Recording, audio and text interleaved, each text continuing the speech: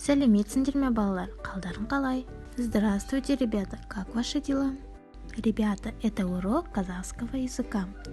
Балалар, бұл қазақ тілі сабағы. Бүгінгі сабағымыздың тақырыбы «Мен мектепке барамын». Тема сегодняшнего урока «Я пойду в школу». Балалар, жаңа сөздермен таныс болайық. Менімен бірге қайталаңдар. Барамын. Пойду. Оқимын. Читаю. Жазамын. Пишу. Сурет саламын. Рисую. Балалар, тыңдаңдар және қайталаңдар. Слушайте и повторяйте, ребята. Мен мектепке барамын. Қолға қалам аламын. Кітапты да оқимын. Суретті де саламын. Тағы да қайталаймыз. Мен мектепке барамын. Қолға қалам аламын. Кітапты да оқимын. Суретін де саламын.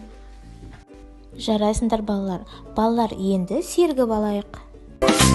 Бала, балапан, қане қайсы алақан, саусақтарың айбат, былай ойнат.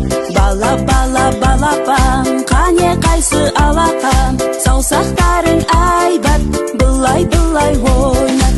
Бір қадам алға басамыз, алақанмен соқ. Бір қадам артқа басамыз, аяқпенен топ. Бір қадам алға басамыз, алақанмен соқ. Бір қадам артқа басамыз, аяқпенен топ.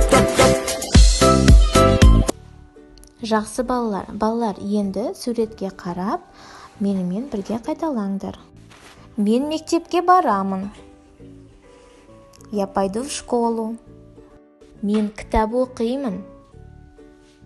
Я читаю книгу. Мен жазамын. Я пишу. Мен сурет саламын. Я рисую. Жарайсыңдар, балалар. Балалар, енді сұраққа жауап беріңдерші. Ребята, попробуйте ответить на вопрос. Мынау не? Что это? Мынау қарындаш. Это карандаш. Енді ары қарай өзің жалғастыр.